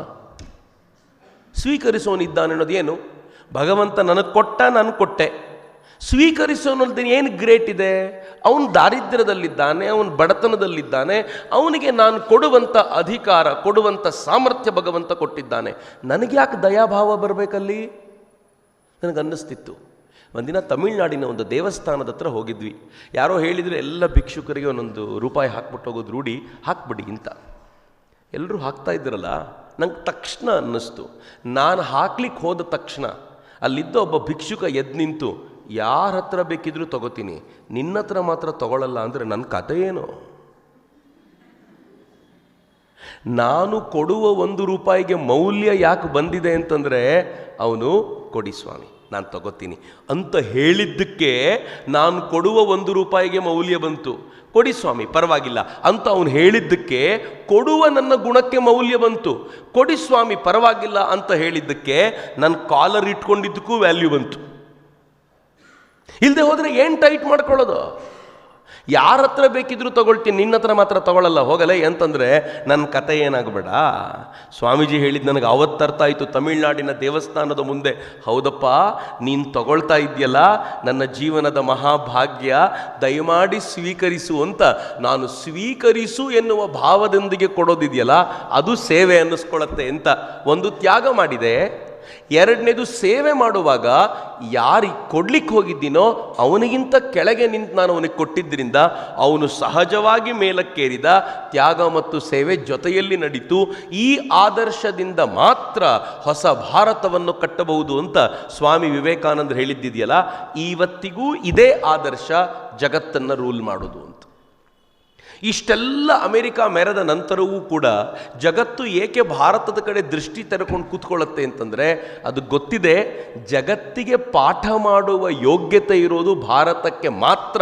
ಉಳಿದವರೆಲ್ಲರೂ ರೂಲ್ ಮಾಡುವ ಯೋಗ್ಯತೆಯನ್ನು ಬೆಳೆಸ್ಕೊಳ್ಬೋದು, ಆದರೆ ಪಾಠ ಮಾಡುವ ಯೋಗ್ಯತೆ ಇರೋದು ಭಾರತಕ್ಕೆ ಮಾತ್ರ. ಯಾಕೆ ಅಂತಂದರೆ, ಯಾವುದನ್ನು ಪರಂಪರೆಯಿಂದ ಭಾರತ ಕೇಳ್ಕೊಂಡು ಬಂದಿದೆಯೋ ಅದನ್ನು ಇವತ್ತಿನವರೆಗೂ ಬದುಕ್ತಾ ಇದೆ ಅಂತ ಹೇಳುವಂಥದ್ದು ಅಂತ. ಈಗ ನನಗಿರೋ ಪ್ರಶ್ನೆ ಏನು ಅಂತಂದರೆ, ಬದುಕುವವರ ಸಂಖ್ಯೆ ಜಾಸ್ತಿ ಆದಷ್ಟು ಭಾರತ ಚೆನ್ನಾಗಿ ಕಾಣುತ್ತೆ, ಜಗತ್ತಿನ ಮುಂದೆ ವೈಭವಿತವಾಗಿ ಕಾಣುತ್ತೆ. ಈ ಬದುಕುವವರ ಸಂಖ್ಯೆ ಕಡಿಮೆ ಆದಷ್ಟು ಭಾರತ ತನ್ನ ವೈಭವವನ್ನು ಕಳ್ಕೊಳ್ತಾ ಹೋಗುತ್ತೆ ಅಂತ. ಇವತ್ತು ಈ ಕಾರಣದಿಂದ ನಾವೆಲ್ಲರೂ ಸೇರಿದಾಗ ನಮ್ಮ ದೊಡ್ಡ ಜವಾಬ್ದಾರಿ ಏನು ಅಂತಂದರೆ, ತ್ಯಾಗ ಮತ್ತು ಸೇವೆಗೆ ತಕ್ಕಂತೆ ಬದುಕುವವರ ಸಂಖ್ಯೆಯನ್ನು ಹೆಚ್ಚು ಮಾಡ್ತಾ ಹೋಗಬೇಕು ಅಂತ. ನಮ್ಮ ಬದುಕು ಕೂಡ ಹೇಗೆ ಕಾಣಬೇಕು ಅಂತಂದರೆ, ಈ ಥರ ಬದುಕಬೇಕಪ್ಪ ಅಂತ 4 ಜನರಿಗೆ ಅನ್ನಿಸುವಂತೆ ಬದುಕಿಬಿಟ್ರೆ ಬಹುಶಃ ನನಗನ್ಸುತ್ತೆ ನಮ್ಮೆಲ್ಲ ಪ್ರಯತ್ನಗಳು ಸಾರ್ಥಕವಾಗತ್ತೆ. ಆ ದೃಷ್ಟಿಯಿಂದ ಬಹುಶಃ ರಾಮಚಂದ್ರಾಪುರ ಮಠ ಮಾಡಿದ ದೊಡ್ಡ ಕೆಲಸ ಏನು ಅಂತಂದರೆ, ಅತ್ಯಂತ ಸಾಮಾನ್ಯರು ಕೂಡ ಪ್ರಮುಖವಾದ ಘಟ್ಟಕ್ಕೆ ಬಂದು ಕೂತ್ಕೊಂಡು ಒಂದು ಶ್ರೇಷ್ಠ ಬದುಕನ್ನು ಸಮಾಜದ ಮುಂದೆ ಪ್ರದರ್ಶನ ಮಾಡುವಂಥ ನೂರಾರು ಸಾವಿರಾರು ಸಂಖ್ಯೆಯನ್ನು ಸೃಷ್ಟಿಸಬಹುದು ಅಂತ. ಹೆಗ್ಗಡದೇವನಕೋಟೆಯ ಬಾಲಸುಬ್ರಹ್ಮಣ್ಯಂ ಸರ್ ಬಹುಶಃ ಭಾಳ ಜನರಿಗೆ ಗೊತ್ತಿರಬೇಕು, ಅಪರೂಪದ ವ್ಯಕ್ತಿ. ಇತ್ತೀಚೆಗೆ ಅವರು ನನಗೆ ಸಿಕ್ಕಾಗ ಒಂದು ಮಾತು ಹೇಳ್ತಿದ್ರು. ಈ ದೇಶದ ಪ್ರಧಾನಮಂತ್ರಿಯೊಂದಿಗೆ ಕೆಲಸ ಮಾಡ್ತಿದ್ದಾರೋ, ಪ್ರಧಾನಮಂತ್ರಿಗಳು ಹೇಳಿದ್ರಂತೆ, ಈ ದೇಶದ ಒಂದು ದೊಡ್ಡ ಸಮಸ್ಯೆ ಏನು ಅಂತಂದರೆ ಪೈಲಟ್ ಪ್ರಾಜೆಕ್ಟ್ ಅಂತ ಆಗದೇ ಇಲ್ಲ ಇಲ್ಲಿ ಅಂತ. ಪೈಲಟ್ ಪ್ರಾಜೆಕ್ಟ್ ಅಂದರೆ ಏನು ಗೊತ್ತಾ, ಯಾವುದೋ ಒಂದು ಯೋಜನೆ ತಗೊಳ್ಳೋದು, ಒಂದು ಊರಲ್ಲಿ ಇದನ್ನು ಮಾಡಿ ನೋಡ್ತೀವಿ, ಆಮೇಲೆ ಬೇರೆ ಕಡೆ ಮಾಡೋಣ ಅಂತ ಹೇಳೋಂಗೆ ಇಲ್ಲ. ಯಾಕೆಂದರೆ ದೇಶದಲ್ಲಿ 150 ಕೋಟಿ ಜನ ಇದ್ದಾರೆ, ದೇಶ ಬಹಳ ದೊಡ್ಡದ್ದು, ಪೈಲಟ್ ಪ್ರಾಜೆಕ್ಟ್ ಆಗೋದಿಲ್ಲ. ಅದಕ್ಕೆ ನಾವು ಏಕಕಾಲಕ್ಕೆ ಎಲ್ಲ ಕಡೆಗೂ ವಿಸ್ತರಿಸುವಂತೆ ಅನೇಕ ಜನರನ್ನು ತಯಾರು ಮಾಡಬೇಕಾಗಿದೆ ಅಂತ. ಏನು ಸುಂದರವಾದ ಕಲ್ಪನೆ. ಇದು ಮೊದಲನೇದು. ಎರಡನೇದು ಅವ್ರು ಹೇಳಿದ್ದು ನನ್ನನ್ನು ತುಂಬ ಕಾಡ್ತು. ಅವ್ರು ಹೇಳಿದ ನಂತರ ಯಾವುದಾದ್ರೂ ಒಂದು ಯೋಜನೆ ತೆಗೆದುಕೊಂಡು ಬಂದರೆ ಆ ಯೋಜನೆಯನ್ನು ಏಕಕಾಲಕ್ಕೆ ಎಲ್ಲ ಕಡೆಗೆ ತರುವಂಥ ಯೋಜನೆ ಆಗಬೇಕು, ಮತ್ತು ಈ ಯೋಜನೆ ಸ್ಕೇಲಬಲ್ ಆಗಬೇಕು. 50 ಹಳ್ಳಿಗಳಿಗೆ ತಂದರೆ ಇನ್ನು ನೆಕ್ಸ್ಟು 50 ಹಳ್ಳಿಗಳಿಗಲ್ಲ, 5,000 ಹಳ್ಳಿಗಳಿಗೆ ವಿಸ್ತರಿಸುವಂತಾಗಬೇಕು, ಅಲ್ಲಿಂದ 5 ಲಕ್ಷ ಹಳ್ಳಿಗಳಿಗೆ ಹೋಗುವಂತಾಗಬೇಕು. ಹೀಗೆ ಸ್ಕೇಲಬಲ್ ಆಗಬೇಕು. ಯಾವಾಗ ಸ್ಕೇಲಬಲ್ ಮಾಡ್ತೀವೋ ಆಗ ಕ್ವಾಲಿಟಿ ಡೌನ್ ಆಗುತ್ತೆ, ಕ್ವಾಲಿಟಿನೂ ಮೇಂಟೈನ್ ಮಾಡ್ಕೋಬೇಕು ಅಂತ. ನನಗೆ ಆ ದೃಷ್ಟಿಯಿಂದ ಪರಮಪೂಜ್ಯ ಗುರುಗಳು ಕಳೆದ ಅನೇಕ ವರ್ಷಗಳಿಂದ ಯೋಜನೆ ತಗೊಂಡು ಬಂದರೆ ಅದು ಪೈಲಟ್ ಯೋಜನೆ ಆಗಿರದೆ ಇಡೀ ಸಮಾಜಕ್ಕೆ ಏಕಕಾಲಕ್ಕೆ ಸ್ಕೇಲಬಲ್ ಆಗಿರುವ, ಕ್ವಾಲಿಟಿಯಲ್ಲೂ 1 ಇಂಚು ಕೂಡ ಕಡಿಮೆ ಇಲ್ಲದಂತೆ ಅದ್ಭುತವಾಗಿರುವ ಯೋಜನೆಗಳನ್ನು ರೂಪಿಸಿಕೊಂಡು ಬರೋದಿದೆಯಲ್ಲ, ಭಾಳ ದೊಡ್ಡ ಸವಾಲು, ಭಾಳ ದೊಡ್ಡ ಸವಾಲು. ಒಂದು ಯೋಜನೆ ತೆಗೆದುಕೊಂಡಾಗ ಭಾಳ ದೊಡ್ಡ ಪ್ರಾಬ್ಲಮ್ ಏನು ಅಂತಂದರೆ, ಗುರುಗಳು ಇಲ್ಲದೆ ಹೋಗಿದ್ರೆ ಚೆನ್ನಾಗಿರ್ತಿತ್ತು ಕೆಲವೊಂದು ಸಲ. ಭಾಳ ದೊಡ್ಡ ಪ್ರಾಬ್ಲಮ್ ಏನು ಅಂತಂದರೆ, ಕಳ್ತನ ಮಾಡೋರು ಭಾಳ. ಕಳ್ತನ ಅಂದರೆ ದುಡ್ಡು ಕದೀತಾರೆ ಅಂತಲ್ಲ, ಇದನ್ನು ನಾವು ಮಾಡಿದ್ದೀವಿ ಅಂತ ರಿಪೋರ್ಟ್ ಕೊಡೋರು ಭಾಳ ಜನ ಇರ್ತಾರೆ. ಅವ್ರು ಹೆಂಗಿರ್ತಾರೆ ಅಂದರೆ, ಅದಕ್ಕೆ ಬೇಕಾಗಿರುವ ವ್ಯವಸ್ಥೆ ಎಲ್ಲ ಚೆನ್ನಾಗಿರುತ್ತೆ ಅವ್ರ ಹತ್ರ. ಅದಕ್ಕೆ ಬೇಕಾಗಿರೋ ಫೋಟೋ ಇರುತ್ತೆ, 4 ಜನರ ಸಿಗ್ನೇಚರ್ ಇರುತ್ತೆ, ಎಲ್ಲ ಇರುತ್ತೆ. ಆನ್ ಗ್ರೌಂಡ್ ಆ ಕೆಲಸದ ಪ್ರಭಾವವೇ ಕಂಡಿರಲ್ಲ. ಮತ್ತು ಅವ್ರಿಗೊಂದು ಧೈರ್ಯ ಇರುತ್ತೆ, ಗುರುಗಳು ಯಾವತ್ತೂ ಆನ್ ಗ್ರೌಂಡಿಗೆ ಇಲ್ಲಿಗಂತೂ ಬರೋದಿಲ್ಲ, ನಾನು ಹೇಳಿದ್ದು ಫೈನಲ್ಲು ಅಂತ. ಮತ್ತು ಏನಾಗ್ಬಿಡತ್ತೆ ಅಂತಂದರೆ, ಯಾರು ಲೀಡರ್ ಇರ್ತಾರೋ, ನನ್ನ ಗುರುಗಳು ಅಂತ ಹೇಳೋದಿಲ್ಲ ಅದನ್ನು, ಯಾರು ಲೀಡರ್ ಇರ್ತಾರೋ ಅವ್ರ ಹತ್ರಕ್ಕೆ ಸ್ವಲ್ಪ ಜಾಸ್ತಿ ಸಲ ಬಂದು ಹೋಗ್ತಿರ್ತಾರೆ. ಅದನ್ನು 4 ಸಲ ತೋರಿಸಿದ ತಕ್ಷಣ ಲೀಡರ್ಗಳಿಗೆ ಅನಿಸುತ್ತೆ ಭಾಳ ಒಳ್ಳೆ ಕೆಲಸ ಮಾಡ್ತಿದ್ದಾರೆ ಅಂತ. ಆದರೆ ಮಧ್ಯದಲ್ಲಿರೋರಿಗೆಲ್ಲ ಹೊಟ್ಟೆಲಿ ಬೆಂಕಿ ಹಾಕ್ದಂಗೆ ಆಗ್ತಿರುತ್ತೆ, ಏನೂ ಮಾಡ್ತಿಲ್ಲ. ಆದರೆ ಅವನ ಬಗ್ಗೆ ಹೇಳೋಂಗಿಲ್ಲ. ಯಾಕೆ ಅಂತಂದರೆ ಪದೇ ಪದೇ ಬಂದು ಹೋಗ್ತಿರ್ತಾರೆ, ಹೆಂಗೆ ಹೇಳೋದು ನಾವು ಅಂತ. ಭಾಳ ಪ್ರಾಬ್ಲಮ್ಗಳಿವೆಲ್ಲ, ಸಂಘಟನೆಯ ಸಮಸ್ಯೆಗಳು. ಈ ಸಮಸ್ಯೆ ಹೆಂಗೆ ಆಗ್ಬಿಡುತ್ತೆ ಅಂತಂದರೆ, ಒಂಥರ ಒಳಗೊಳಗೆ ಕುದ್ದು ಮಧ್ಯದಲ್ಲಿರುವ ಲೀಡರ್ಗಳು ಕಾಲಕ್ರಮದಲ್ಲಿ ಭ್ರಮನಿರಸನಕ್ಕೊಳಗಾಗ್ತಾರೆ. ಇಲ್ಲಿ ಯಾವುದೂ ನಡೆಯೋದಿಲ್ಲ. ಯಾರು ಹತ್ತಿರದಲ್ಲಿರ್ತಾರೋ ಅವ್ರದ್ದು ಮಾತ್ರ ನಡೆಯುತ್ತೆ, ಯಾರು ಫೋಟೋ ತೋರಿಸ್ತಾರೋ ಅವ್ರದ್ದು ಮಾತ್ರ ನಡೆಯುತ್ತೆ, ನಿಜವಾದ ಕೆಲಸ ನಡೆಯೋದಿಲ್ಲ. ಕೊನೆಗೆ ಎಲ್ಲಿ ಬರ್ತಾರೆ ಗೊತ್ತಾ ಅವರು? ಎಲ್ಲ ದೇವರ ಹತ್ರ ಲೆಕ್ಕ ಇರುತ್ತೆ. ಅಲ್ಲಿಗೆ ಬಂದು ಹೀಗೆ ತಪ್ಪಲ್ಲ, ಇದು ಬಹಳ ಒಳ್ಳೆಯದು. ಶ್ರದ್ಧಾವಂತನೊಬ್ಬ ಕೆಲಸ ಮಾಡುವ ರೀತಿ. ಅದರ ಪ್ರಾಬ್ಲಮ್ ಏನಾಗುತ್ತೆ ಗೊತ್ತಾ? ಲೆಕ್ಕ ದೇವ್ರ ಹತ್ರ ಇರುತ್ತೆ ಅಂದ ತಕ್ಷಣ ನಮ್ಮ ಒಳಗೆ ಉತ್ಸಾಹ ಸತ್ತೋಗತ್ತೆ. ದೇವ್ರ ಹತ್ರ ಲೆಕ್ಕ ಕೊಡೋದು ಭಾಳ ಸುಲಭ ನಮಗೆ, ಅದೇನಿಲ್ಲ. 3 ತಿಂಗಳು ಮಾಡಿದೆ, 4ನೇ ತಿಂಗಳು ಹೋಗಿ 1-2 ಹನಿ ಕಣ್ಣೀರು ಹಾಕ್ಬಿಟ್ಟು ದೇವ್ರಿಗೆ ಲೆಕ್ಕ ಹೇಳಿಬಿಟ್ರೆ ದೇವ್ರು ಒಪ್ಪಿಸ್ಕೋತಾನೆ ಅಂತ. ಈ 3 ತಿಂಗಳು ಕೆಲಸ ಮಾಡದೆ ಉಳಿದ್ಬಿಟ್ಟಿರ್ತೀವಲ್ಲ, ದೇವ್ರು ಮ್ಯಾನೇಜ್ ಮಾಡ್ಕೋತಾರೆ ಅಂತ. ಆದರೆ ಉತ್ಸಾಹ ಸಾಯದಂತೆ ಕಾಪಾಡ್ಕೋಬೇಕು ಅಂತಂದರೆ ಅಲ್ಲೊಂದು ವಿಶ್ವಾಸದ ಒಂದು ಘನಿಷ್ಠವಾದ ಬಾಂಧವ್ಯ ಮೂಡಬೇಕು. ರಾಮಚಂದ್ರಾಪುರ ಮಠ ಕಳೆದ ಅನೇಕ ವರ್ಷಗಳಿಂದ ಏನು ಕಟ್ಟಿದೆ ಅಂತಂದರೆ, ಕೊನೆಯ ಕಾರ್ಯಕರ್ತನವರೆಗೂ ಈ ಘನಿಷ್ಠವಾದ ಬಾಂಧವ್ಯವನ್ನು ಕಟ್ಟಲಿಕ್ಕೆ ಸಾಧ್ಯವಾಗಿದೆಯಲ್ಲ, ಇದು ಕಷ್ಟ ಸಾಧ್ಯವಾದ ಸಂಗತಿ. ಸಂಘಟನೆಯಲ್ಲಿ ಅತ್ಯಂತ ಕಷ್ಟವಾದ ಸಂಗತಿ ಮೇಲಿನ ಮತ್ತು ಕೆಳಗಿನ ಈ ಕೊಂಡಿ ಸಮಗ್ರವಾಗಿ ಬೆಸೆದಿರುವಂತೆ ನೋಡಿಕೊಳ್ಳೋದು ಅತ್ಯಂತ ಕಷ್ಟವಾದ ಸಂಗತಿ. ಇದಕ್ಕೆ ಬಹಳ ಮುಖ್ಯವಾದ್ದೇನು ಅಂತಂದರೆ, ಪ್ರತಿಯೊಬ್ಬ ನಾಯಕನಿಗೂ ನಾವೆಲ್ಲರೂ ಕಲ್ತ್ಕೊಳ್ಬೇಕಾಗಿರುವಂಥ, ಇರಲೇಬೇಕಾಗಿರುವಂಥದ್ದು ಯಾವುದು ಅಂತಂದರೆ, ಪ್ರೀತಿ ಬಹಳ ಪ್ರಮುಖವಾದ ಸಂಗತಿ. ಇನ್ನೇನೂ ಕೊಡದೆ ಹೋದರೂ ನಡೆಯುತ್ತೆ. ಪ್ರೀತಿಯ 4 ಮಾತುಗಳು ಒಬ್ಬ ಕಾರ್ಯಕರ್ತನಿಗೆ ಮುಂದಿನ 6 ತಿಂಗಳಿಗೆ ಬೇಕಾಗಿರುವಷ್ಟು ಎನರ್ಜಿ ಕೊಡುತ್ತೆ. ಆ ಎನರ್ಜಿ ಡೌನ್ ಆಗ್ತಿದೆ ಅಂತ ಗೊತ್ತಾದ ತಕ್ಷಣ ವಾಪಸ್ ಹೋಗಬೇಕು ಅನಿಸುತ್ತೆ, ಇನ್ನೊಂದು ಸ್ವಲ್ಪ ಎನರ್ಜಿ ತೊಗೊಂಡು ಬರೋಣ ಅಂತ. ಮತ್ತು ನನಗೆ ಗೊತ್ತಿದೆ, ಇದು ತುಂಬ ಚೆನ್ನಾಗಿ ಗೊತ್ತಿದೆ, ಯಾರ್ಯಾರು ಶಾಸನ ತಂತ್ರದ ನಾಯಕರಾಗಿ ಇವತ್ತಿಲ್ಲಿ ಬಂದು ಕೂತಿರ್ತಾರೋ ಅವರೆಲ್ಲರೂ ತಮ್ಮ ಬದುಕಿನ ಅತ್ಯಂತ ಬಹುಮೂಲ್ಯ ಸಮಯವನ್ನೆಲ್ಲ ಕೊಟ್ಟರೆ ಮಾತ್ರ ಆಗಿರುತ್ತೆ. ಎಂಥ ಸಮಯ ಕೊಟ್ಟುಬಿಟ್ಟಿರ್ತಾರೆ ಅಂತಂದರೆ, ಅನೇಕ ಬಾರಿ ಅವರುಗಳಿಗೆ ಪರಿವಾರದ ಜೊತೆಗೆ ಹೆಚ್ಚು ಸಮಯ ಕಳೀಲಿಕ್ಕೆ ಆಗೋದಿಲ್ಲ. ಮನೆಯವರೆಲ್ಲ ಯಾವುದೋ ಮದುವೆಗೆ ಹೋಗಿರ್ತಾರೆ, ಇವ್ರು ಯಾವುದೋ ಮೀಟಿಂಗಿಗೆ ಬಂದಿರಬೇಕು, ಇನ್ಯಾವುದೋ ಕೆಲಸಕ್ಕೆ ಹೋಗಿರಬೇಕು. ಕೆಲಸದ ಜವಾಬ್ದಾರಿ ಹೆಂಗಿರುತ್ತೆ ಅಂತಂದರೆ, ತಾನು ಹೋಗಲಿಲ್ಲ ಅಂತಂದರೆ ಅಲ್ಲಿ ಆಗೋದಿಲ್ಲ, ಸರಿ ಆಗೋದಿಲ್ಲ. ಇವೆಲ್ಲದರ ನಡುವೆ ಎಲ್ಲವನ್ನೂ ಕಳ್ಕೊಂಡು ಏನನ್ನೂ ಕೊಡಬೇಕು ಅಂತ ಬಂದಾಗ ಅವನಿಗೆ ಸಂಘಟನೆಯ ಪ್ರಮುಖ ಸ್ಥಾನದಲ್ಲಿರುವ ನಾವುಗಳು ಪ್ರೀತಿಯನ್ನೂ ಕೊಡಲಿಲ್ಲ ಅಂತಂದರೆ ಆತನಿಂದ ಏನನ್ನೂ ಪಡ್ಕೊಳ್ಳಿಕ್ಕಾಗೋದಿಲ್ಲ, ಇನ್ನೇನೂ ಎಕ್ಸ್ಪೆಕ್ಟ್ ಮಾಡ್ತಿರೋದಿಲ್ಲ. ಆ ಪ್ರೀತಿಯನ್ನು ಕೊಡೋದು ಯಾವ ಲೀಡರ್ ಕಲಿತಾನಲ್ಲ, ಅವನು ತನ್ನ ಸಂಘಟನೆಯನ್ನು ಬಲಾಢ್ಯವಾಗಿ ಮುಂದುವರಿಸಿಕೊಂಡು ಹೋಗ್ತಾನೆ. ರಾಮಚಂದ್ರಾಪುರ ಮಠದ ಬಹಳ ದೊಡ್ಡ ಶಕ್ತಿ ಗುರುಗಳ ಪ್ರೀತಿ. ನಾನು ಗುರುಗಳ ಪ್ರೀತಿ ಸೆಕೆಂಡ್. ನಾನು ಅನೇಕ ಬಾರಿ ಮಠಕ್ಕೆ ಬಂದಾಗ ಕೆಲವರು ಹೇಳ್ತಿದ್ರು, ಗುರುಗಳನ್ನು ಬಂದು ಮಾತಾಡಿಸ್ತೀರ, ನಾನು ದೂರದಲ್ಲಿ ಕುತ್ಕೊಂಡು ನೋಡೋ. ಇಲ್ಲ, ಗುರುಗಳ ದೃಷ್ಟಿ ಬಿದ್ದರೆ ಸಾಕು, ಅವರ ದೃಷ್ಟಿಯಲ್ಲಿ ಪ್ರೀತಿ ಹರಿಯತ್ತೆ ಅಂತ.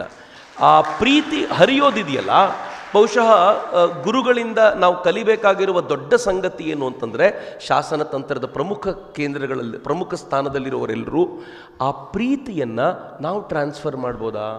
ಬಹಳ ಬೇಗ ನಾವು ಗುರುಗಳು ಮಾತನಾಡದಂತೆ ಮಾತನಾಡೋದು ಕಲ್ತ್ಬಿಟ್ಟಿರ್ತೀವಿ. ಕೆಲವರು ಇರ್ತಾರೆ, ಇವನು ಥೇಟು ಗುರುಗಳನ್ನು ಅನುಕರಣೆ ಮಾಡ್ತಾನೆ ನೋಡಪ್ಪ ಅಂತ.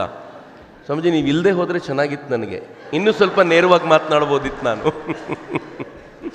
ಗುರುಗಳಂತೆ ಮಾತಾಡ್ತಾನೆ ನೋಡು ಅಂತ ಖುಷಿಯಿಂದ ಹೇಳ್ಕೊಳ್ತಿರಲ್ಲ, ಬೈಕೋತಿರ್ತಾರೆ ಹಿಂದಕ್ಕೆ ಹೋಗಿ, ಏನು ನಾಟಕ ಮಾಡ್ತಾನೆ ನೋಡಿ ಇವನು ಅಂತ.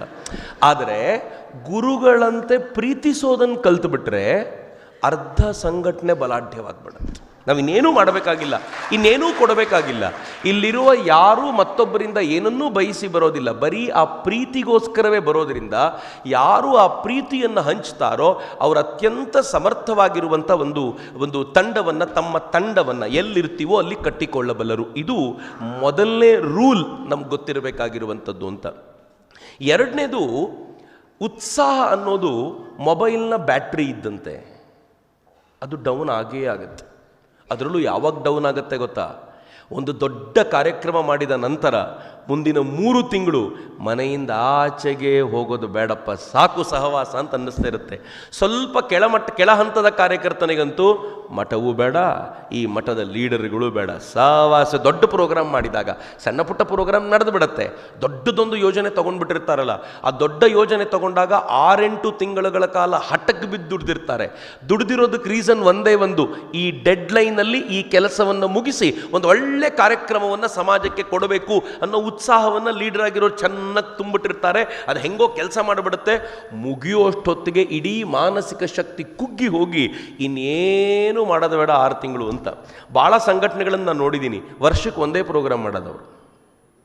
ಒಂದು ಪ್ರೋಗ್ರಾಮಲ್ಲಿ ಕುಸಿದು ಹೋಗಿರ್ತಾರೆ, ಇನ್ನು 2ನೇ ಪ್ರೋಗ್ರಾಮ್ಗೆ ಹೇಳೋದವ್ರು. ಅದೊಂದೇ ಪ್ರೋಗ್ರಾಮ್ ಮಾಡೋದು. ಮತ್ತು ಯಾರು ಬಂದವ್ರಿಗೂ ಒಂದು ಆಲ್ಬಮ್ ಮಾಡಿ ಇಟ್ಕೊಂಡಿರ್ತಾರೆ. ನೋಡಿ ಈ ವರ್ಷದ ಪ್ರೋಗ್ರಾಮ್ ಅಷ್ಟೇ. ಅವ್ರಿಗೆ ಭಾಳ ಖುಷಿ ಏನೋ ಮಾಡಿದ್ದೀವಿ ಅಂತ.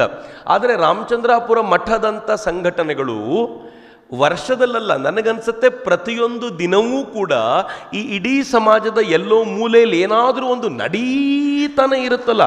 ಸುಲಭದ ಸಂಗತಿಯಲ್ಲ ಅದು. ಮತ್ತು ಯೋಜನೆಗಳಾದರೂ ಎಷ್ಟು ವಿಸ್ತಾರವಾದ್ದು. ಶಿಕ್ಷಣಕ್ಕೆ ಸಂಬಂಧಪಟ್ಟ ಯೋಜನೆಗಳು ನಡೀಬೇಕು. ಮತ್ತು ಮೂಲ ಉದ್ದೇಶ ಧರ್ಮವೇ ಆಗಿದ್ದರಿಂದ ಧರ್ಮಕ್ಕೆ ಸಂಬಂಧಪಟ್ಟ ಕೆಲಸಗಳು ನಡೀಬೇಕು. ಅದರ ನಡುವೆ ಸಮಾಜದಲ್ಲಿ ತರುಣರನ್ನು ಕಟ್ಟುವಂಥ ಕೆಲಸ ಆಗ್ತಾ ಇರಬೇಕು. ಅವರು ದೂರ ಆಗದಂತೆ ನೋಡ್ಕೋಬೇಕು. ಅದರಲ್ಲಿ ವೃದ್ಧರನ್ನು ಬಿಡುವಂತಿಲ್ಲ, ಅವ್ರಿಗೋಸ್ಕರ ಒಂದಷ್ಟು ಯೋಜನೆಗಳಾಗಬೇಕು. ಪ್ರತಿಯೊಬ್ಬರಿಗೂ ಕೈ ತುಂಬ ಕೆಲಸ ಕೊಟ್ಟು ಅವನು ಕೆಲಸ ಮಾಡುವಂತೆ ಉತ್ಸಾಹವನ್ನು ತುಂಬ್ತಾ ಏನಾದರೂ ಒಂದು ಕೆಲಸ ನಡೆಯುವಂತೆ ನೋಡ್ಕೊಳ್ಳೋದಿದೆಯಲ್ಲ, ಭಾರಿ ದೊಡ್ಡ ಸಾಹಸ. ಅದು ಪ್ರತ್ಯೇಕವಾದ ಒಂದು ಸಂಘಟನೆ ಕಟ್ಟಿದವನಿಗೆ ಗೊತ್ತಿರುತ್ತೆ ಇದರ ಸಾಹಸ ಇದು ಹೇಗಿರುತ್ತೆ ಅಂತ. ಆ ಸಾಹಸವನ್ನು ಅನಾಯಾಸವಾಗಿ ಮಾಡ್ಕೊಂಡು ಬರಬೇಕು ಅಂತಂದರೆ ಅದರ ಹಿಂದೆ ದೈವದ ಕೃಪೆ ಇದ್ದರೆ ಮಾತ್ರ ಸಾಧ್ಯ ಅನ್ನೋದು ಎಂಥವನಿಗೂ ಅರ್ಥ ಆಗತ್ತೆ. ಹೀಗಾಗಿ ಈ ದೊಡ್ಡ ಕಾರ್ಯಕ್ರಮದ ನಂತರ ಇದೊಂದು ಯಾವಾಗಲೂ ಮನಸ್ಸಲ್ಲಿಟ್ಕೊಳ್ಳಿ, ನಮ್ಮ ಸಂಘಟನೆ ನಿಜವಾಗಿಯೂ ಬಲಗೊಳ್ಳಬೇಕಾಗಿರೋದು ಯಾವಾಗ ಅಂತಂದರೆ ದೊಡ್ಡ ಕಾರ್ಯಕ್ರಮದ ನಂತರ. ದೊಡ್ಡ ಕಾರ್ಯಕ್ರಮದ ನಂತರ ಏಕ್ದಮ್ ವೀಕ್ ಆಗಿಬಿಡ್ತೀವಿ. ದೊಡ್ಡ ಕಾರ್ಯಕ್ರಮದ ಒಂದು ಖೂಬಿಯತ್ತೇನು, ಒಂದು ಮಜಾ ಏನು ಅಂತಂದರೆ ಹೊಸಬರು ತುಂಬ ಬರ್ತಾರೆ. ಆದರೆ ಬಂದ ಹೊಸಬರನ್ನು ನಮ್ಮ ಜೊತೆಗೆ ಜೋಡಿಸಿಕೊಳ್ಳಿಕ್ಕೆ ನಮಗೆ ಸಾಧ್ಯವಾಗದೆ ಹೋಗೋದು ಯಾವಾಗ ಅಂತಂದರೆ ನಮಗೆ ಉತ್ಸಾಹ ಕುಸಿದು ಹೋದಾಗ. ಹೀಗಾಗಿ ದೊಡ್ಡ ಕಾರ್ಯಕ್ರಮದ ನಂತರ 2ನೇ ಒಂದು ಉತ್ಸಾಹ ಏನು ಜೋಡಿಸ್ಕೋಬೇಕು ಅಂದರೆ ಬಂದವರನ್ನ ಬಲವಾಗಿಟ್ಕೊಳ್ಳಿಕ್ಕೆ ಇನ್ನೊಂದು 2 ತಿಂಗಳ ಕಾರ್ಯಕ್ರಮ ಅಗ್ರೆಸಿವ್ ಆಗಿ ಮಾಡಬೇಕು ಅಂತ.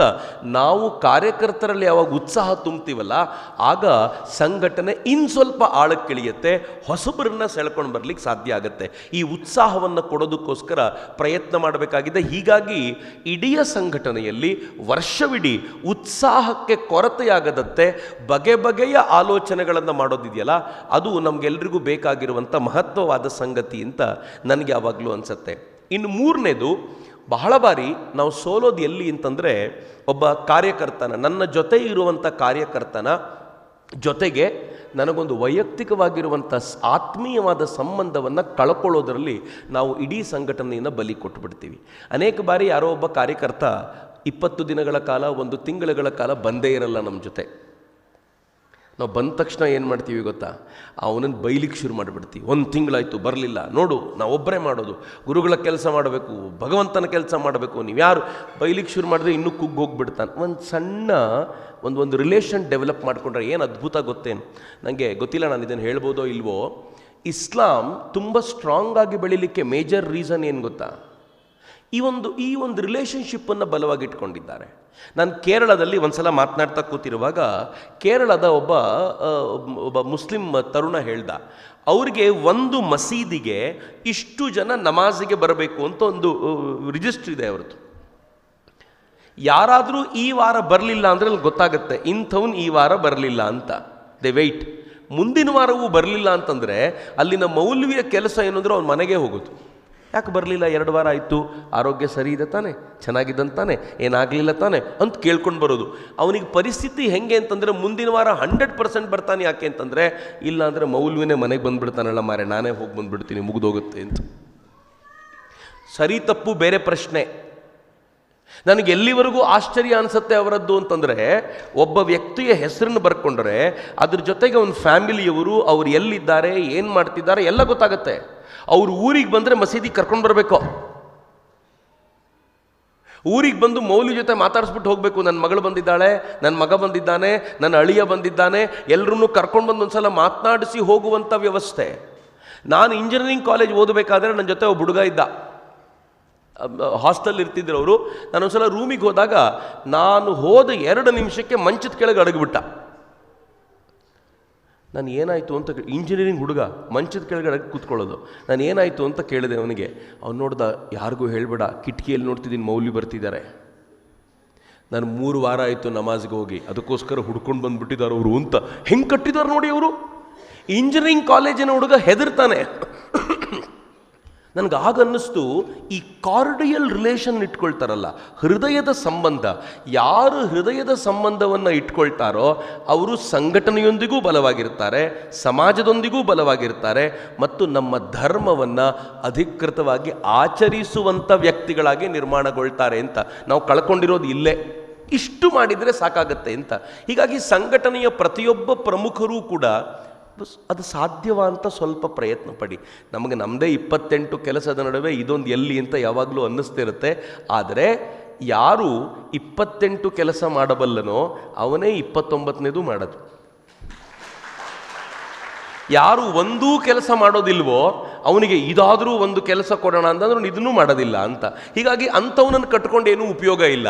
28 ಮಾಡೋವನಿಗೆ 29ನೇದು ಬೀಳತ್ತೆ. ನಮ್ಗೆ ಅನೇಕ ಬಾರಿ ಅನ್ನಿಸ್ತಿರುತ್ತೆ, ಭಾಳ ಚೆನ್ನಾಗಿರುತ್ತೆ. ನಂಗೆ ತುಂಬ ಜನ ಟೀಚರ್ಸ್ ಹೇಳ್ತಿರ್ತಾರೆ, ನಾನು ನಿಮ್ಮ ಉದಾಹರಣೆ ಕೊಡೋದಿಲ್ಲ, ಟೀಚರ್ ಉದಾಹರಣೆ ಕೊಡ್ತೀನಿ.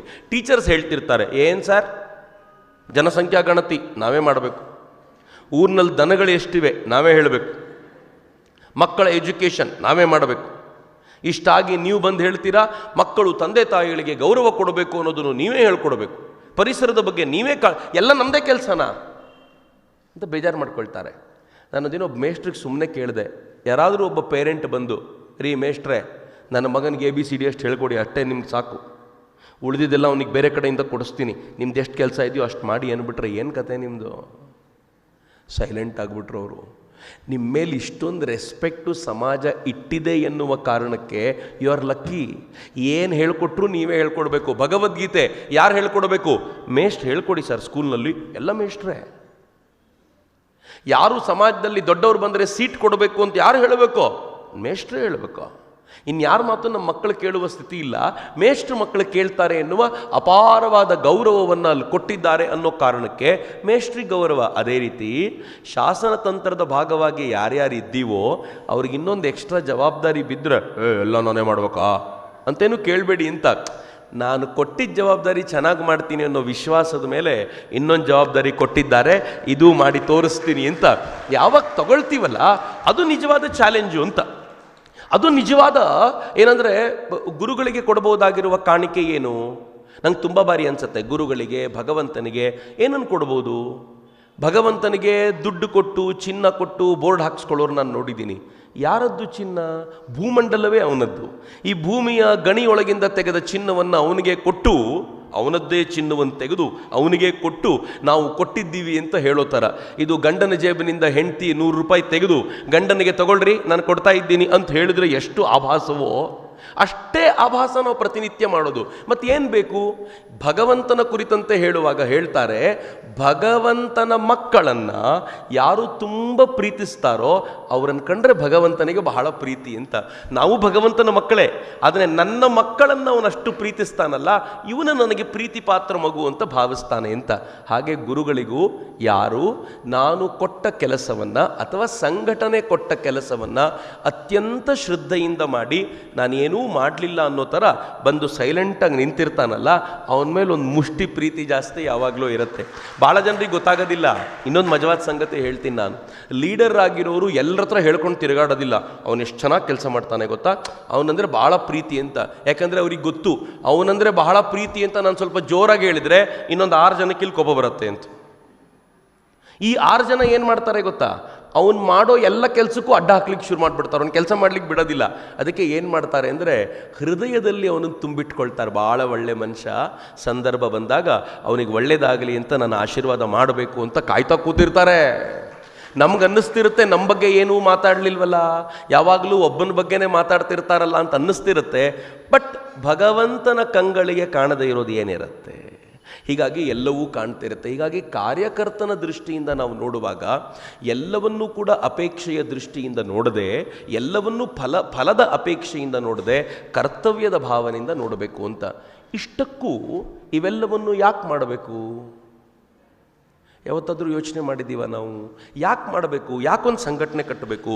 ಯಾಕೊಂದು ಶಾಲೆ ನಡೆಸಬೇಕು? ನಮ್ಮ ಮಠದೊಂದು ಶಾಲೆ ಇದ್ದರೆ ಅದಕ್ಕೆ ನಾನು ಯಾಕೆ ಜೋಡಿಸ್ಕೊಳ್ಬೇಕು? ಯಾಕೆ ಅಶೋಕೆಯಲ್ಲಿ ನಮಗೊಂದು ಯೋಜನೆ ಕೊಟ್ಟರೆ ನಾವು ಯಾಕೆ ಪಾಲ್ಗೊಳ್ಳಬೇಕು? ಯಾಕೆ ಅದನ್ನು ಮಾಡಬೇಕು? ಮಾಡದೆ ಮನೆಯಲ್ಲೇ ಕೂತ್ರೆ ಗಂಟೆ ಹೋಗುತ್ತೆ? ಏನೂ ಹೋಗೋದಿಲ್ಲ ರೀ. ಏನೂ ನಷ್ಟ ಆಗೋದಿಲ್ಲ. ಮತ್ತು ನೆನ್ಪಿಟ್ಕೊಳ್ಳಿ, ನಾನೊಬ್ಬ ಕೆಲಸ ಮಾಡಲಿಲ್ಲ ಅಂತಂದರೆ ಮಠದ ಕೆಲಸ ನಿಲ್ಲದಿಲ್ಲ. ಚುಕ್ಕಾಣಿ ಹಿಡಿದವ್ರು ಎಂಥವ್ರು ಇರ್ತಾರೆ ಅಂತಂದರೆ, ಯಾರೂ ಬರಲಿಲ್ಲ ಅಂದರೆ ನಾನೊಬ್ಬರೇ ಮಾಡ್ಕೋತೀನಿ ಹೋಗ ಅನ್ನೋ ಥರದವ್ರು ಚುಕ್ಕಾಣಿಯಲ್ಲಿ ಕೂತಿರುವಾಗ ನಾನು ಮಾಡಲಿಲ್ಲ ಅಂದರೆ ನಷ್ಟ ಏನಾಗೋದಿಲ್ಲ. ಆದರೆ ಮಾಡದೇ ಇರುವ ಕಾರಣಕ್ಕೆ ನನಗಾಗುವ ನಷ್ಟ ಇದೆಯಲ್ಲ, ಅದನ್ನು ಕಟ್ಟಿಕೊಡ್ಲಿಕ್ಕೆ ಯಾರಿಂದಲೂ ಸಾಧ್ಯವಿಲ್ಲ ಅಂತ. ಇದು ಭಾಳ ಗಂಭೀರವಾಗಿರುವಂಥ ಅಂಶ.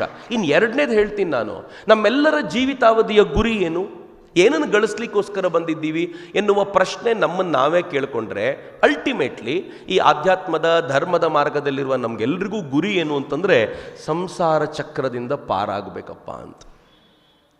ಹುಟ್ಟಿದ್ದೀವಿ, ಬದುಕ್ತೀವಿ, ಸಾಯ್ತೀವಿ, ಮತ್ತೆ ಹುಟ್ತೀವಿ, ಮತ್ತೆ ಬದುಕ್ತೀವಿ. ಎಷ್ಟು ಸಲ ಹೀಗೆ? ಪುನರಪಿ ಜನನಂ ಪುನರಪಿ ಮರಣಂ ಪುನರಪಿ ಜನನಿ ಜಠರೇ ಶಯನಂ.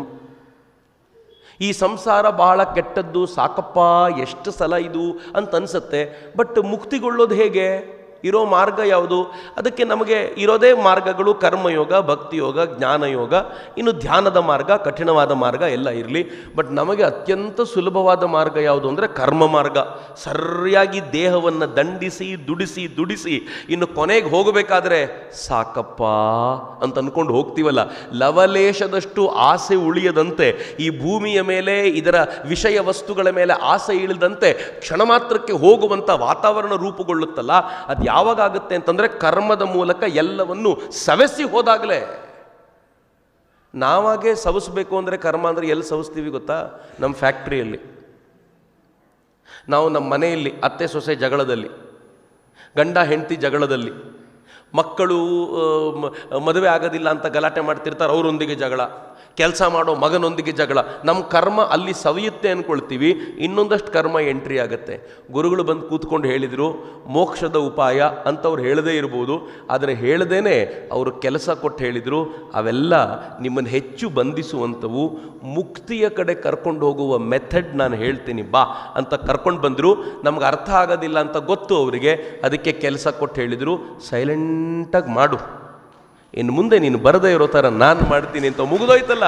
ನಮಗೆ ಯಾವಾಗಿದು ಅರ್ಥ ಆಗುತ್ತಲ್ಲ ಅಂದರೆ ಸೇವೆಯ ಹಿಂದಿನ ಈ ಫಿಲಾಸಫಿಯನ್ನು ಅರ್ಥ ಮಾಡಿಕೊಂಡ್ರೆ ನಮ್ಮ ಸೇವೆಯಲ್ಲೊಂದು ಅದ್ಭುತವಾಗಿರುವಂಥ ಭಾವಜಾಗೃತವಾಗುತ್ತೆ.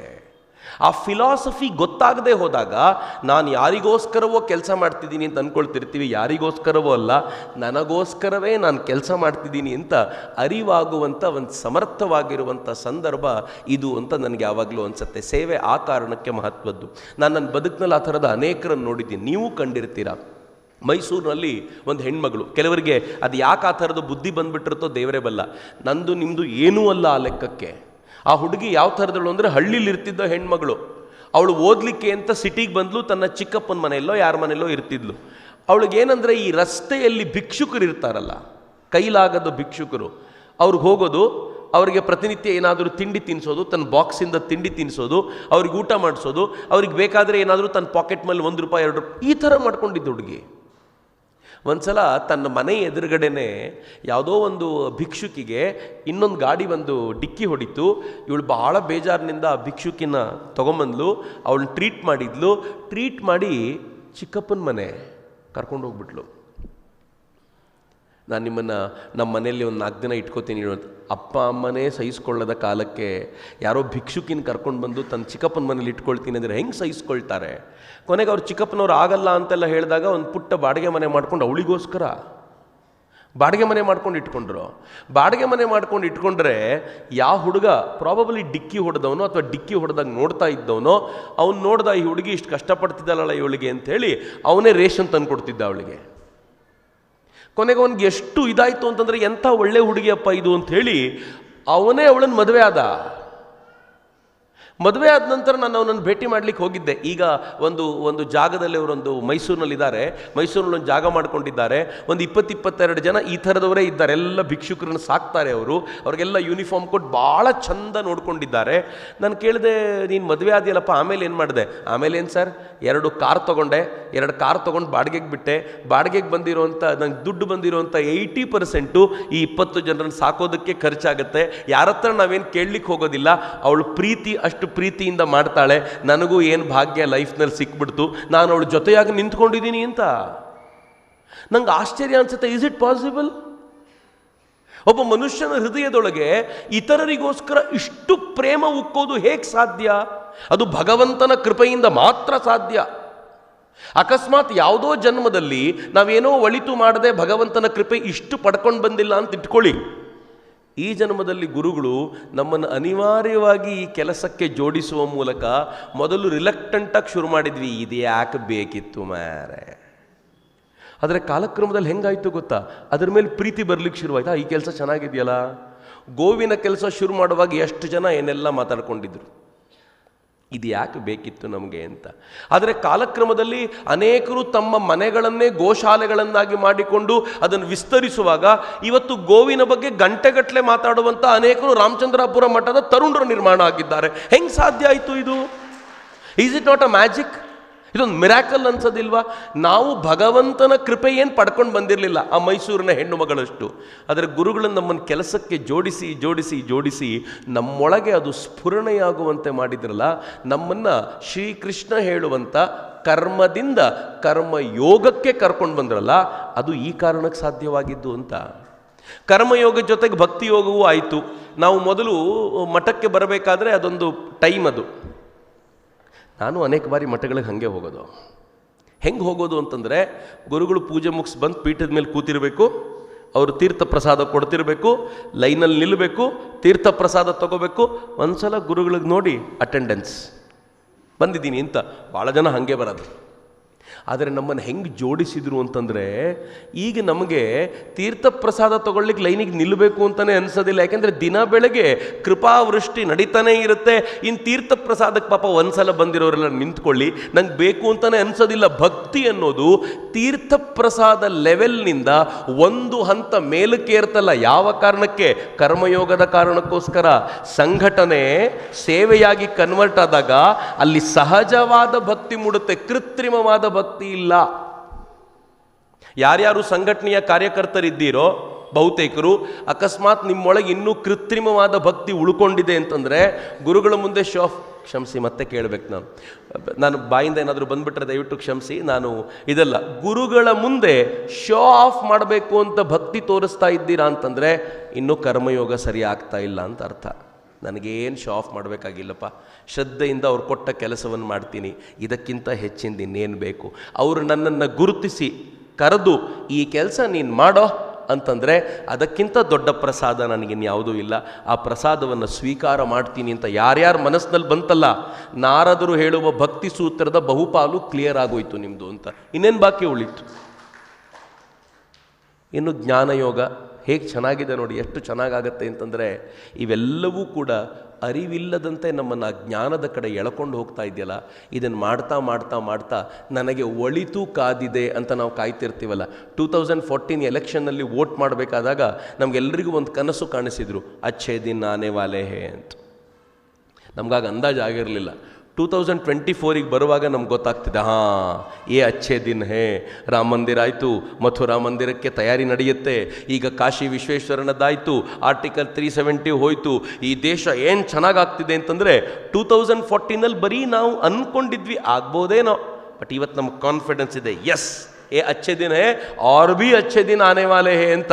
ನನಗೆ ಪ್ರಯತ್ನ ಸಾರ್ಥಕ ಅಂತ ಅನ್ಸುತ್ತೆ. ದುರದೃಷ್ಟ, ಯಾರ್ಯಾರು ಅವತ್ತೂ ಅದನ್ನು ನಂಬಲಿಲ್ವೋ ಇವತ್ತಿಗೂ ಅವ್ರಿಗೆ ಅಚ್ಛೇ ದಿನ ಬರಲಿಲ್ಲ. ಯಾರ್ಯಾರು ನಾವೆಲ್ಲ ಕೂತಿದ್ದೀವಲ್ಲ ಇಲ್ಲಿ, ಸಮಾಜದ ಕೆಲಸವನ್ನು ಮಾಡೋದಕ್ಕೆ ಗುರುಗಳು ಪ್ರೇರಣೆ ಕೊಟ್ಟ ನಂತರ ಮಾಡ್ತಾ ಇದ್ದೀವಲ್ಲ, ನಮಗೆ ಗೊತ್ತಿಲ್ಲದಂತೆ ಶುರು ಮಾಡಿದ್ದ ದಿನ ನಾವು ಅಂದ್ಕೊಂಡಿದ್ವಿ ಅಚ್ಛೇ ದಿನ ಆನೆ ವಾಲೆ ಹೇ ಅಂತ. ಇವತ್ತು ನಮ್ಗೆ ಅನಿಸುತ್ತೆ ಇದು ಅಚ್ಛೇ ದಿನ, ಇದಕ್ಕಿಂತ ಒಳ್ಳೆ ದಿನಗಳು ಇನ್ನೇನು ಬರಬೇಕಪ್ಪ ನಮಗೆ ಅಂತ ನಮ್ಗೆ ಇವತ್ತು ಅನಿಸುತ್ತೆ. ಮತ್ತು ನಮ್ಗೆ ಇನ್ನೂ ವಿಶ್ವಾಸ ಇದೆ, ಇದೇ ಥರ ಕೆಲಸ ಮಾಡ್ತಾ ಮಾಡ್ತಾ ಇನ್ನೂ ಶ್ರೇಷ್ಠ ದಿನಗಳನ್ನು ನನ್ನ ಬದುಕಿನಲ್ಲಿ ನಾನು ಕಾಣಲಿಕ್ಕಿದ್ದೀನಿ ಅಂತ ನಮಗೊಂದು ವಿಶ್ವಾಸ ಇದೆಯಲ್ಲ, ಇದೇ ಜ್ಞಾನ. ಈ ಜ್ಞಾನಕ್ಕೋಸ್ಕರ ಒದ್ದಾಡ್ತಾರೆ ಪ್ರತಿಯೊಬ್ಬರು. ನಮ್ಗೆ ಗೊತ್ತಿಲ್ಲದಂತೆ ಗುರುಗಳು ಸೈಲೆಂಟಾಗಿ ಎಂಥ ಪ್ರವಾಹವನ್ನು ಹರಿಸ್ಬಿಟ್ಟಿದ್ದಾರೆ ಅಂತಂದರೆ, ಅದು ಅವರ ಕೃಪೆಯ ಸುನಾಮಿ ಹರಿದಿರುವಂಥ ಈ ಪ್ರಕ್ರಿಯೆ ಇದೆಯಲ್ಲ, ಇದು ಸಾಮಾನ್ಯವಾದ್ದಲ್ಲ. ಈ ಕೃಪೆಯ ಸುನಾಮಿಯನ್ನು ಪಡ್ಕೊಂಡಿರುವಂಥ ನಾವೆಲ್ಲರೂ ಧನ್ಯರು ಅಂತ ನಾನು ಈ ಕಾರಣಕ್ಕೋಸ್ಕರ ಅತ್ಯಂತ ಕಳಕಳಿಯಿಂದ ಹೇಳ್ಕೊಳ್ಳೋದು. ಯಾರ್ಯಾರಿಗೆ ಸಿಕ್ಕಿದೆಯೋ ಪುಣ್ಯವಂತರು. ನಾನು ಭಾಳ ಬಾರಿ ತಮಾಷೆಯಿಂದ ಹೇಳ್ಕೊಳ್ಳೋದಿದೆ, ಲಕ್ಷಾಂತರ ಜನರಲ್ಲಿ ಕೆಲವು ಸಾವಿರ ಜನ ಮಾತ್ರ ಸಂಪರ್ಕಕ್ಕೆ ಬರ್ತಾರೆ. ಅದರಲ್ಲಿ ಕೆಲವು 100 ಜನಕ್ಕೆ ಮಾತ್ರ ಈ ಕೆಲಸ ನೀನು ಮಾಡು ಎನ್ನುವಂಥ ನಾಯಕತ್ವ ಸಿಗುತ್ತೆ, ಆಶೀರ್ವಾದ ಸಿಗುತ್ತೆ. ಅಂತಂದರೆ ಇದು ಸುಮ್ಮನೆ ಬಂದಿರೋದಿಲ್ಲ, ಆಯ್ಕೆ ಮಾಡಿಕೊಂಡು ಪಡ್ಕೊಂಡಿರೋದು. ನೀನು ಅಂತರಂಗಕ್ಕೆ ಸೇರಲಿಕ್ಕೆ ಯೋಗ್ಯನಾಗಿರೋನು ಬಾ ಅಂತ ಆಯ್ಕೆ ಮಾಡಿಕೊಂಡಿರುವಾಗ ಈ ಆಯ್ಕೆಯನ್ನು ಧಿಕ್ಕರಿಸೋದುಂಟೇನು? ಈ ಆಯ್ಕೆಯನ್ನು ಬೇಡ ಅಂತ ಹೇಳೋದುಂಟೇನು? ಇನ್ನೂ ಹೆಚ್ಚು ಸಮರ್ಥವಾಗಿ ಈ ಕೆಲಸವನ್ನು ಮಾಡಲಿಕ್ಕೆ ನಮ್ಮ ಹತ್ರ ಏನೇನಿದೆಯೋ ಎಲ್ಲವನ್ನೂ ಧಾರೆ ಎರೆಯುವಂಥದ್ದು ಅಂತ.